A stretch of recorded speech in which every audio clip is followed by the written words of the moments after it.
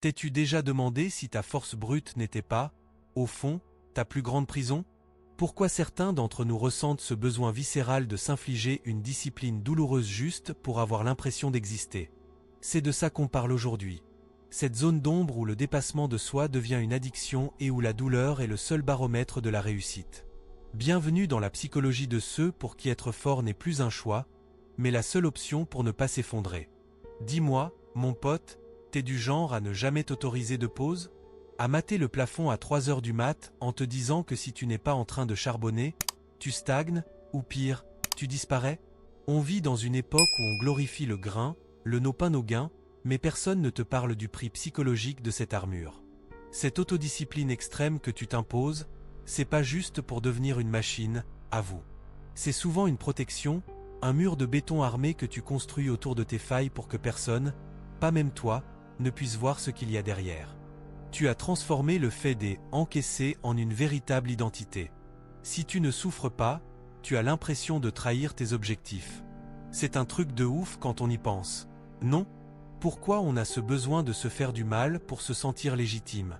Tu as déjà ressenti ce vide quand tu atteins un palier et que, au lieu de kiffer, tu te demandes déjà quelle sera la prochaine épreuve qui va te briser les côtes? C'est là que ça devient sérieux. On va plonger dans les tréfonds de ce qui forge un homme qui ne recule devant rien, même quand son propre corps hurle de s'arrêter.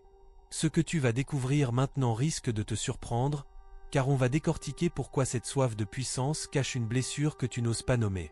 On croit souvent que la discipline, c'est la liberté, mais pour beaucoup, c'est une laisse très courte qu'on se met soi-même autour du cou. On va analyser comment le traumatisme se transforme en une volonté de faire et pourquoi, pour certains, la douleur est devenue le seul langage qu'ils comprennent. Fais attention, parce que c'est un miroir qu'on va te tendre. T'es prêt à voir ce qui se cache sous l'acier? Reste bien avec moi jusqu'au bout, parce que comprendre ce mécanisme, c'est peut-être la seule clé pour ne pas finir broyé par tes propres ambitions. On va voir comment le silence et l'endurance extrême deviennent des outils de survie avant de devenir des outils de gloire. Parce qu'au final, est-ce que c'est vraiment de la force de ne jamais montrer qu'on a mal? Ou est-ce que c'est la forme la plus radicale de peur? On va entrer dans le vif du sujet et tu vas vite comprendre que cette quête de la perfection par le sang et la sueur n'est pas qu'une question de muscles, c'est une question de survie mentale. Imagine un instant ce qui se passe quand on décide que notre vie ne vaut rien si on n'est pas le meilleur, le plus résistant, le plus increvable. C'est cette mentalité de guerrier solitaire qui nous bouffe de l'intérieur tout en nous rendant légendaires aux yeux des autres. Mais à quel moment le masque se fissure? À quel moment la discipline cesse d'être une vertu pour devenir une pathologie? C'est ce qu'on va voir, et crois-moi, le voyage dans la psyché de celui qui refuse de tomber va te secouer les puces, surtout quand on réalise que ce chemin mène à un sacrifice dont personne ne sort indemne. Si tu te reconnais dans cette lutte silencieuse, sache que tu n'es plus seul à porter ce poids. Rejoindre cette communauté, c'est choisir de décrypter les codes de notre propre force pour ne plus en être l'esclave. En laissant un j'aime et en t'abonnant, tu ancres cette réflexion dans ton quotidien et tu permets à d'autres esprits affamés de clarté de découvrir ces vérités brutes. C'est ta façon de dire que ce genre de quête compte, tout en t'assurant de ne jamais rater une étape de cette introspection nécessaire pour tout homme qui refuse de rester en surface. C'est ici que l'on forge la conscience avant l'acier, et ton soutien est le carburant qui fait vivre cette analyse profonde. On continue, car le plus dur reste à venir. Alors, on y est. On entre dans le vif du sujet, là où l'acier rencontre la chair. On ne devient pas une légende juste parce qu'on a envie de porter des sabres ou de faire le beau gosse devant les caméras. Pour le mec dont on parle, ce bretteur aux cheveux verts qui hante nos esprits, la ** mentalidad * ne s'est pas construite dans un manuel de développement personnel à 2 balles. Elle s'est forgée dans les larmes qu'on n'a pas le droit de verser. Imagine un gamin de Paris ou d'ailleurs, peu importe, qui se prend une baffe monumentale par la vie. Pas une petite tape, mais une rupture brutale, un truc qui te déchire les tripes et qui te fait réaliser, bien trop tôt, que le monde est une arène sans pitié. Pour lui, la perte de son ami d'enfance, cette rivale qu'il n'a jamais pu battre, ce n'est pas juste un deuil. C'est le moment où sa réalité a basculé. C'est l'instant précis où la douleur a cessé d'être une souffrance pour devenir une boussole. C'est ça la ** vérité occulte **. Sa discipline extrême n'est pas née d'une ambition saine, mais d'une peur viscérale d'être à nouveau impuissant. T'as déjà ressenti ça? Ce moment où tu te jures, les poings serrés, que plus jamais personne ne te verra à genoux. C'est le point de rupture où être fort devient une question de survie, pas de prestige. Le mec s'inflige des entraînements qui feraient passer les forces spéciales pour des enfants de cœur, parce que dans sa tête, chaque goutte de sueur est une barrière supplémentaire contre la faiblesse. C'est un impact psychologique que peu de gens captent vraiment. On voit le guerrier, on voit le monstre de puissance, mais on oublie le gamin qui porte une promesse comme on porte une croix. Sa discipline, c'est son sanctuaire. Quand il soulève des tonnes de fonte ou qu'il s'expose à des blessures atroces sans broncher, il ne cherche pas l'admiration. Il cherche à se prouver que sa volonté est plus solide que sa chair.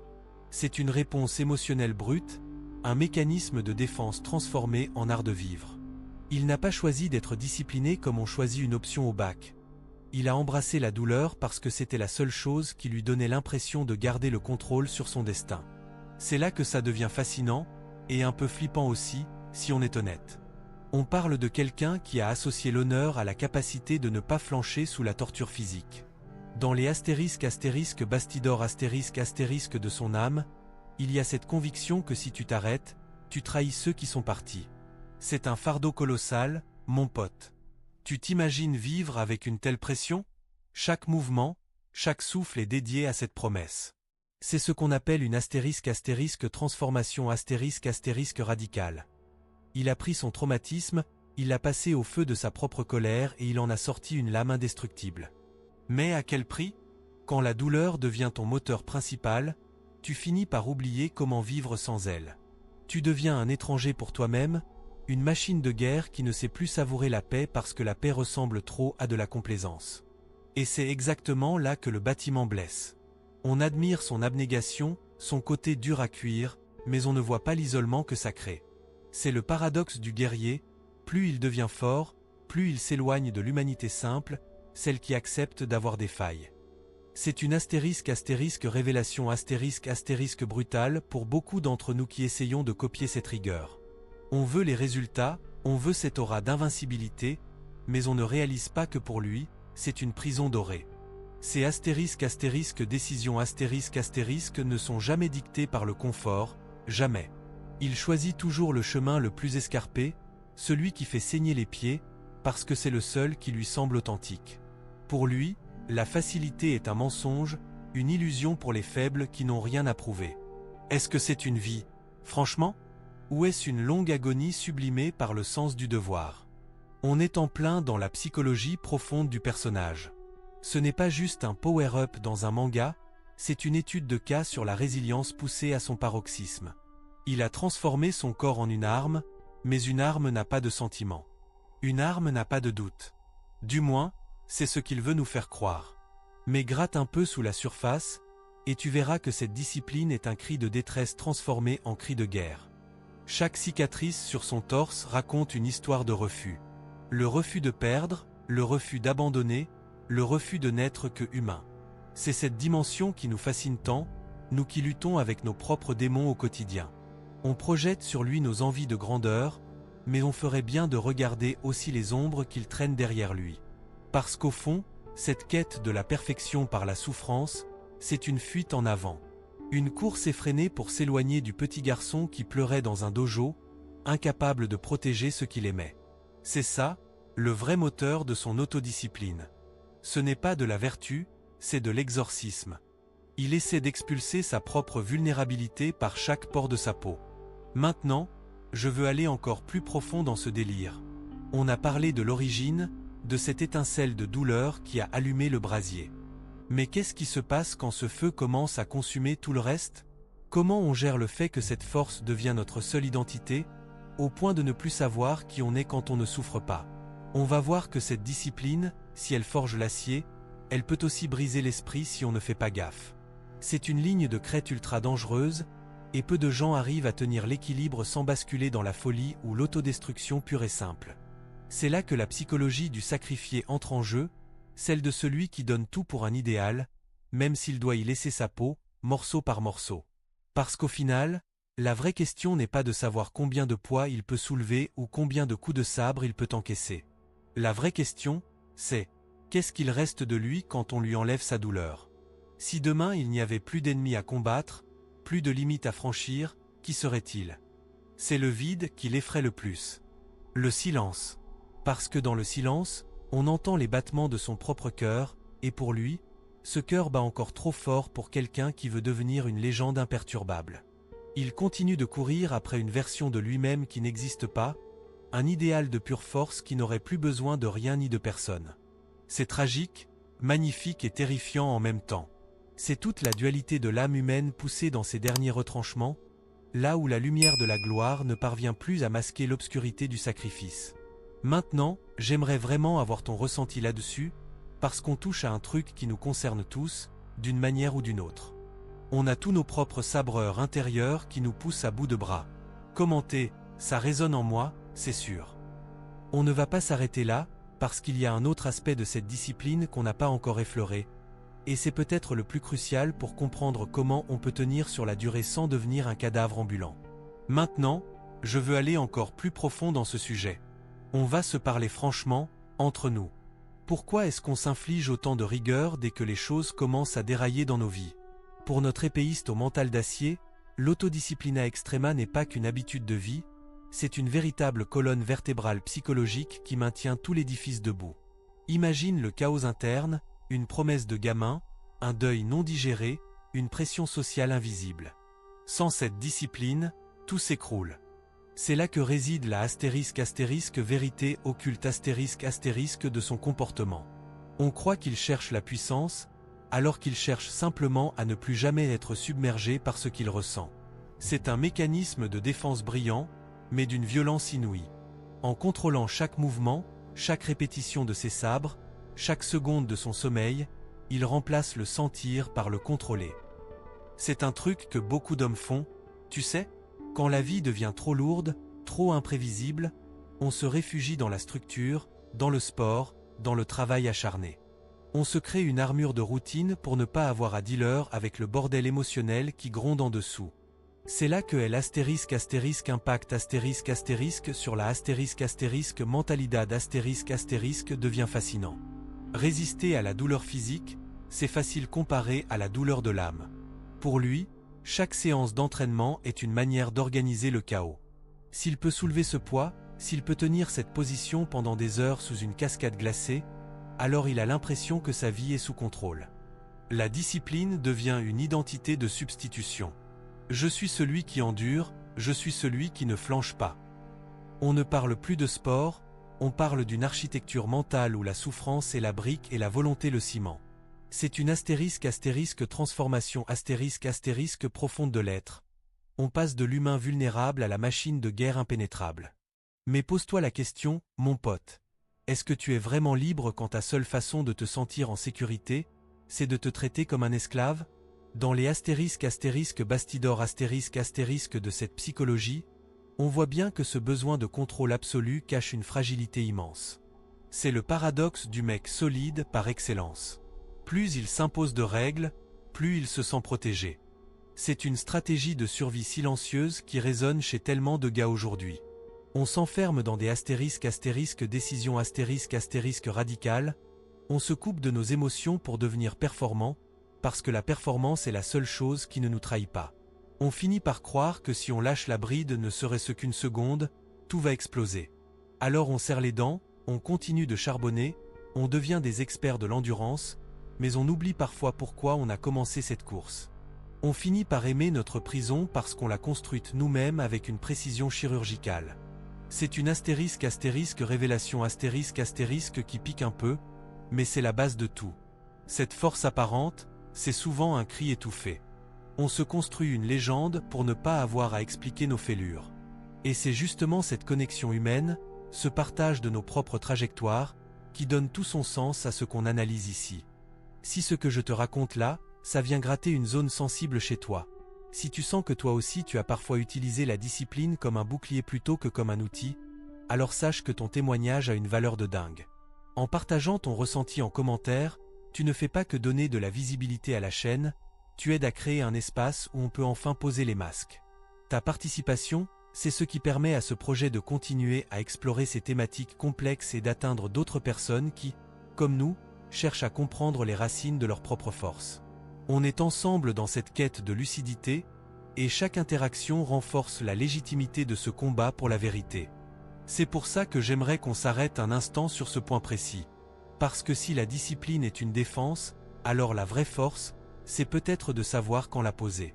Si ce cheminement fait écho à tes propres batailles, si tu sens que cette analyse met des mots sur des choses que tu gardais pour toi, n'hésite pas à le poser ici. C'est cette authenticité qui fait vibrer la communauté et qui me pousse à aller toujours plus loin dans les analyses. Écris en commentaire, ça résonne en moi, c'est sûr. Maintenant que l'on a compris comment cette discipline sert de rempart contre le chaos, je veux aller encore plus profond dans ce sujet, car il y a un moment où le rempart devient si haut qu'il finit par nous cacher le ciel. On va explorer ce qui se passe quand on décide de franchir cette limite, là où l'on ne se contente plus de résister, mais où l'on commence à se détruire pour renaître. C'est là que les choses deviennent vraiment sombres et révélatrices sur la nature humaine. On entre maintenant dans la phase B du disque, celle qui gratte un peu plus, celle qui fait moins badass sur le papier mais qui est pourtant la clé de toute cette affaire. On a vu comment cette armure se construit, comment elle protège, mais parlons un peu du loyer, parce que rien n'est gratuit dans ce bas monde, surtout pas une telle abnégation. Le coût invisible de cette discipline douloureuse, c'est ce que j'appelle l'anesthésie de l'âme. À force de se répéter qu'on ne doit rien ressentir pour rester focus, on finit par perdre le mode d'emploi de ses propres émotions. Pour notre épéiste, chaque entraînement poussé à l'extrême, chaque nuit blanche à méditer sur le fil du sabre, c'est une brique de plus sur le mur qui le sépare du reste du monde. C'est l'isolement émotionnel total. On le voit bien dans sa manière de bouger, de parler. Il est là, physiquement présent, mais son esprit est toujours ailleurs, sur un champ de bataille imaginaire où il n'a pas le droit à l'erreur. C'est le prix d'une transformation qui a peut-être été trop radicale. Imagine le délire, tu es tellement habitué à être une machine que même quand le danger est passé, tu n'arrives pas à débrancher. Le repos devient une menace, parce que le repos, c'est le moment où le silence revient, et dans le silence, les souvenirs et les doutes recommencent à chuchoter. C'est là qu'on capte la vérité occulte de son quotidien. Sa discipline ne lui sert pas seulement à être le meilleur, elle lui sert à ne jamais avoir à se poser pour réfléchir à qui il est vraiment sans ses sabres. C'est une forme de fuite en avant déguisée en vertu. On est nombreux dans ce cas à Paris ou ailleurs, à s'inventer des charrettes de boulot, des séances de sport à n'en plus finir, juste pour ne pas avoir à dealer avec ce qu'on ressent quand le bruit s'arrête. On confond souvent le but et l'anesthésie. On se dit qu'on travaille pour un futur meilleur, pour une mentalité de gagnant, mais en fait, on cherche juste à s'abrutir de fatigue pour ne plus avoir mal. C'est un impact psychologique lourd, mon pote. À force de vouloir tout contrôler, on finit par devenir spectateur de sa propre vie. Pour lui, la loyauté envers ses potes, son capitaine, c'est devenu son seul ancrage humain, parce que s'il n'avait pas ça, il ne serait qu'une ombre qui cherche la mort pour prouver qu'il a vécu. C'est ça les vraies coulisses de la force. Une solitude immense que personne ne peut combler, parce qu'il a décidé que la vulnérabilité était une faute professionnelle. On l'admire pour son calme olympien, mais ce calme, c'est parfois juste le vide. C'est l'incapacité de se laisser toucher par la beauté d'un moment, par la tendresse ou par la peur. C'est le syndrome du soldat qui ne rentre jamais vraiment de la guerre. Il est toujours en alerte, toujours prêt à dégainer, même quand il est entouré de gens qu'il aime. C'est une tragédie silencieuse qui se joue derrière chaque exploit. On parle souvent de ces décisions comme étant héroïques, mais quand on creuse, on réalise qu'elles sont parfois dictées par un mépris total de sa propre existence. S'infliger des blessures qui devraient le tuer, ce n'est pas juste de la résistance, c'est le signe d'un mec qui ne sait plus comment se valoriser autrement que par la quantité de sang qu'il peut perdre sans tomber. C'est une révélation brutale, mais nécessaire. La discipline extrême peut devenir une forme d'autodestruction socialement acceptable.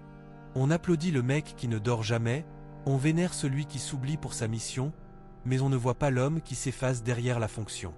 On finit par devenir une caricature de soi-même, une statue de bronze qui a oublié qu'elle avait un cœur de chair.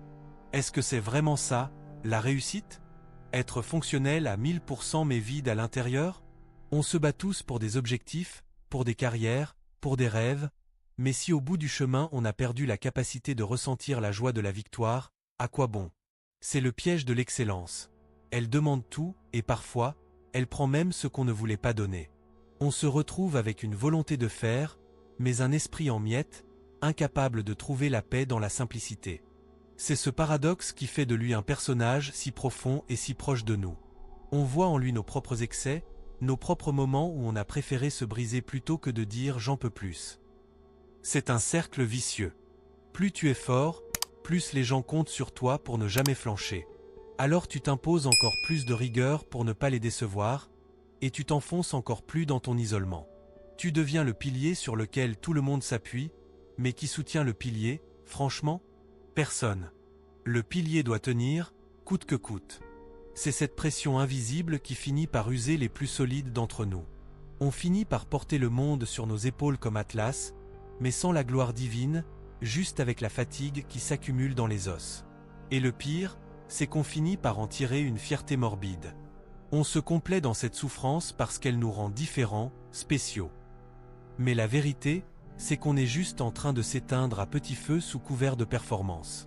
Maintenant, je veux aller encore plus profond dans ce sujet, car il y a une étape ultime dans cette psychologie, un moment où la douleur ne sert plus seulement de défense ou de moteur, mais où elle devient le seul moyen d'accéder à une forme de transcendance.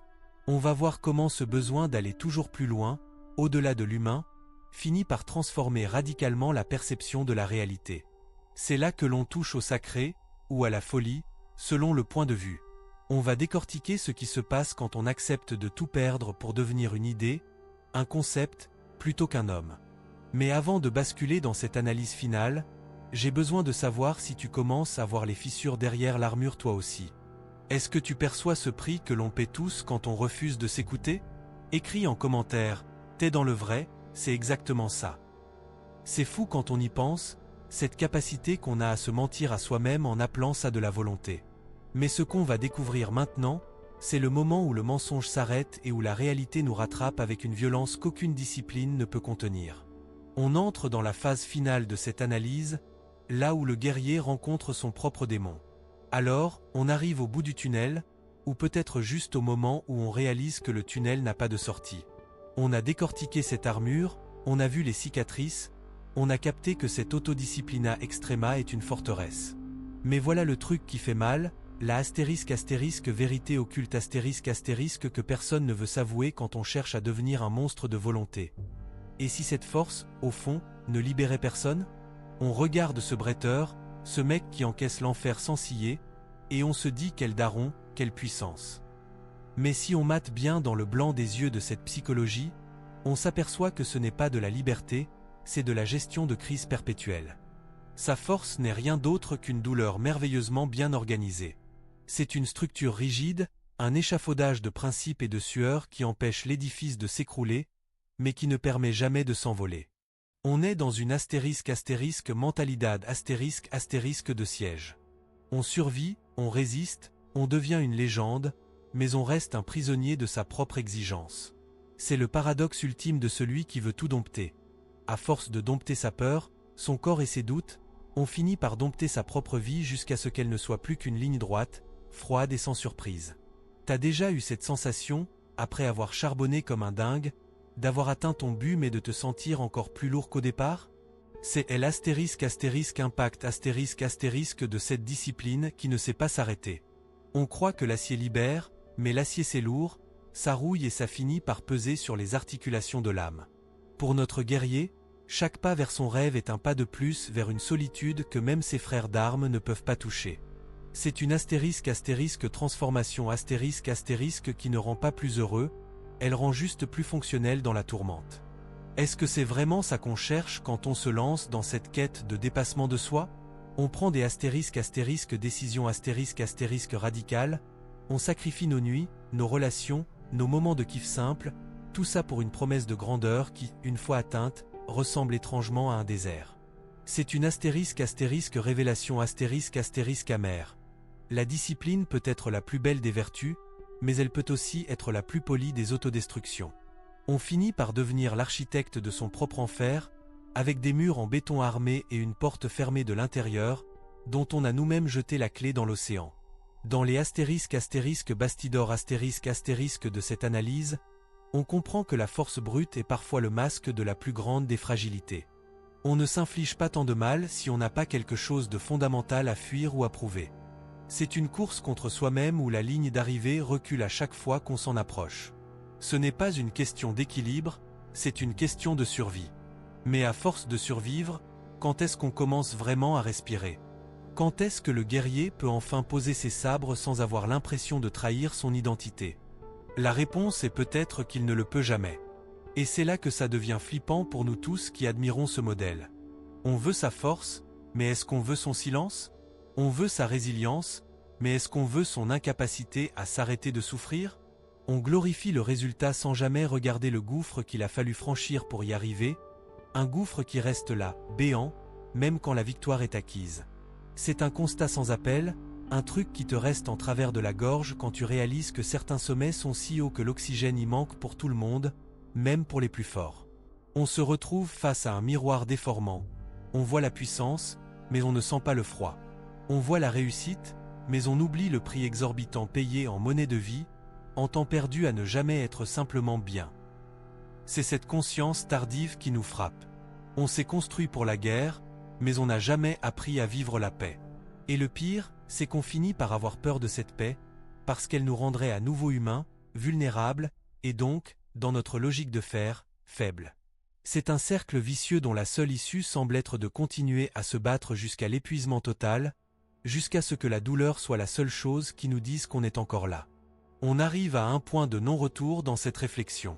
On ne cherche plus de solution miracle, on ne cherche plus le petit conseil pour être plus productif ou plus discipliné. On est juste là, à contempler le désastre sublime d'un homme qui a tout donné pour un idéal, et qui se retrouve seul avec sa légende. C'est beau, c'est tragique, c'est d'une noblesse qui donne envie de pleurer, mais c'est surtout une question posée à chacun de nous. Jusqu'où es-tu prêt à aller pour être le meilleur dans ton domaine? Et surtout, qu'est-ce que tu es prêt à perdre définitivement en chemin? Parce que la force qui ne libère pas n'est qu'une chaîne de plus, même si elle est en or ou en acier trempé. Elle nous enchaîne à notre propre image, à notre propre besoin d'être invincible. Et à la fin de la journée, quand les sabres sont rangés et que les lumières s'éteignent, il ne reste que l'homme, ses doutes et le silence assourdissant d'une vie qui a oublié comment se laisser surprendre par la douceur. Maintenant, je veux aller encore plus profond dans ce sujet, parce que cette impasse n'est pas seulement celle d'un personnage de fiction, c'est la nôtre. C'est celle de toute une génération de mecs qui ont cru que l'armure était leur seule peau. On va voir que cette force, quand elle ne sert plus de libération, devient le moteur d'une quête mystique où le but n'est plus de gagner, mais de se dissoudre dans l'effort pour ne plus avoir à exister en tant qu'individu. On touche ici aux limites de la psyché humaine, là où la volonté pure rencontre le néant. C'est sombre, c'est intense, et ça nous force à regarder ce qu'on essaie désespérément d'ignorer chaque matin en nous levant pour aller au charbon. Mais avant de basculer dans la suite de cette introspection, j'ai besoin de savoir si tu commences toi aussi à ressentir le poids de cette armure. Si tu réalises que le contrôle n'est pas toujours le chemin vers la liberté. Écris en commentaire, je suis moi aussi en plein voyage. C'est là que le voyage devient vraiment intéressant. On sort des sentiers battus pour entrer dans une zone où plus rien n'est garanti, où les héros ne sont pas toujours ceux qu'on croit, et où la force la plus brutale peut s'avérer être la plus grande des faiblesses. On va creuser ce qui se passe quand le guerrier finit par se heurter à une limite que même sa volonté de faire ne peut pas briser. On est arrivé au bout de cette immersion, mais au fond, c'est peut-être là que tout commence pour toi. Si tu es encore là, à m'écouter dans le calme de cette fin de vidéo, c'est qu'on partage la même envie de comprendre ce qui nous anime vraiment, au-delà des apparences et du bruit. Ta présence ici, c'est la preuve qu'on peut construire un espace où la réflexion a encore sa place. Si cette analyse t'a apporté un nouvel éclairage, ou simplement si tu t'es senti compris dans tes propres luttes, t'abonner à la chaîne est le meilleur moyen de faire perdurer cette connexion et de soutenir ce travail de décryptage qu'on mène ensemble. C'est ton soutien, ce petit clic sur le j'aime, qui permet à ce message de voyager plus loin et de toucher d'autres gars qui ont besoin d'entendre ça. On ne s'en rend pas compte, mais c'est ce qui fait qu'on n'est plus juste des spectateurs isolés, mais une vraie communauté d'esprit qui cherche à s'élever. Avant de partir, j'aimerais qu'on se fasse un petit signe, une sorte de code entre nous qui sommes allés jusqu'au bout de la pensée. Écris juste « Je suis avec toi jusqu'au bout ». Ça me permettra de savoir qui a pris le temps d'écouter chaque mot. Et comme je sais que cette quête de sens ne s'arrête jamais vraiment, j'ai préparé une autre analyse juste ici, sur le côté. Elle complète parfaitement ce qu'on vient de voir et pousse la réflexion encore un peu plus loin. Clique et continue la route avec moi, le voyage est loin d'être terminé. On se retrouve là-bas.